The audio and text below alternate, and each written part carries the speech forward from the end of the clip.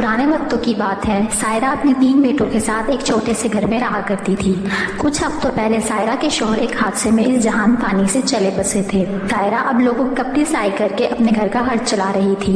एक दिन सायरा की सबसे छोटी बेटी फाइजा कहती है, मम्मा देखिए मेरे स्कूल का सारा यूनिफॉर्म फट गया है और अब स्कूल के ये यूनिफॉर्म पहनकर मैं नहीं जा सकती, मुझे शर्म आती है।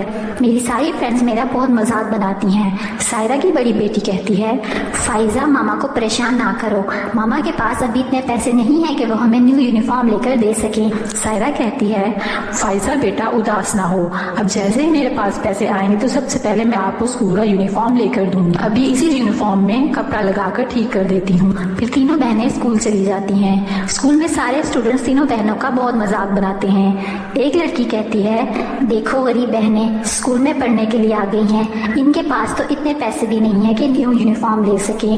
वो तीनों बहनें कोई भी जवाब नहीं देती और उदास होकर अपनी अपनी क्लासेस में चली जाती हैं। उस दिन सब क्लासेस में स्कूल की तरफ से एक अनाउंसमेंट होती है, प्यारे बच्चों अगले हफ्ते स्कूल में एक फंक्शन होने लगा है जो कि ड्रेस कंपटीशन का होगा। उस दिन जिस स्टूडेंट का ड्रेस बहुत ज्यादा खूबसूरत और डिफरेंट होगा वही इस कंपटीशन का विनर भी होगा। लेकिन सब बच्चे इस चीज का ध्यान रखें कि आप लोगों की ड्रेसेस की थीम पहले से तैयार होनी चाहिए। सायरा की बेटी सोचती है, मेरी मामा काफी अच्छे कपड़े सिलाई करती हैं, ये कंपटीशन तो हम जीत जाएंगे।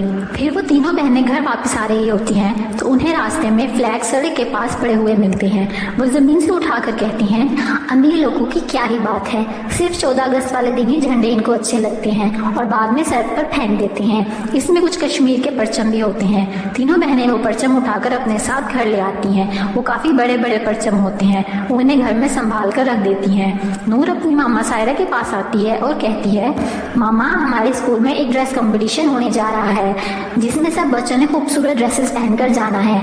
आपको तो सिलाई भी इतनी अच्छी आती है, आप लोगों के कपड़े कितने अच्छे डिजाइन करती हैं, आप हमें भी उसी तरह के ड्रेसेस बना दें। सायरा कहती है, बेटा उसके लिए अच्छा कपड़ा भी तो चाहिए होता है, लेकिन हमारे पास इतने पैसे नहीं है कि मैं आप लोगों के लिए अच्छा अच्छा कपड़ा खरीद सकूं।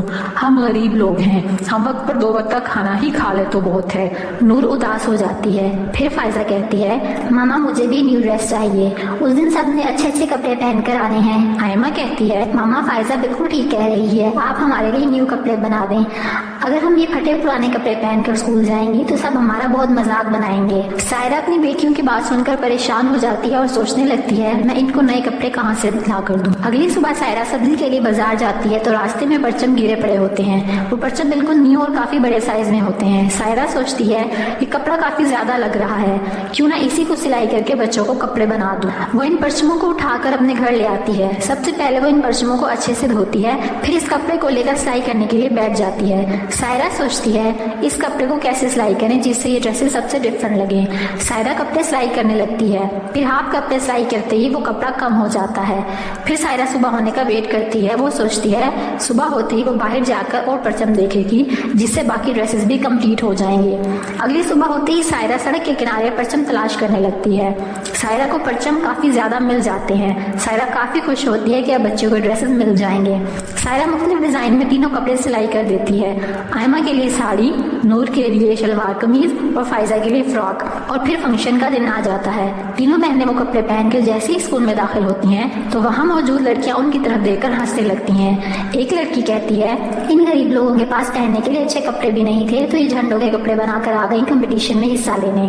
वो तीनों बहनें कोई जवाब नहीं देती और फंक्शन स्टार्ट होने का इंतजार करती हैं। स्कूल में बाकी लड़कियों ने काफी खूबसूरत और महंगे लिबास पहने होते हैं। फंक्शन स्टार्ट होने के बाद सब बच्चों के कपड़े देखे जाते हैं और इन तीनों बहनों को स्टेज पर बुलाया जाता है। अनाउंस किया जाता है कि आज के इस कंपटीशन की विनर ये तीनों बहनें हैं, क्योंकि इनके ड्रेसेस ना सिर्फ प्यारे हैं बल्कि यूनिक भी हैं। आप सब बाकी बच्चों ने भी बहुत प्यारे प्यारे ड्रेसेस पहने हैं, लेकिन इस बात का ध्यान नहीं रखा गया कि ड्रेसेस सबके यूनिक होने चाहिए। इस बात का ख्याल सिर्फ इन लड़कियों ने रखा है। इनके कपड़े आज के दिन से रिलेट कर रहे हैं। आयमा, नूर और फाइजा ये सुनकर बहुत खुश होती हैं। दूसरी तरफ बच्चों को ये देखकर यकीन नहीं आ रहा होता कि ये गरीब बहनें कंपटीशन जीत गई हैं। फिर आयमा से सवाल किया जाता है, ये ड्रेस पहनने का ख्याल आपको किस तरह से आया?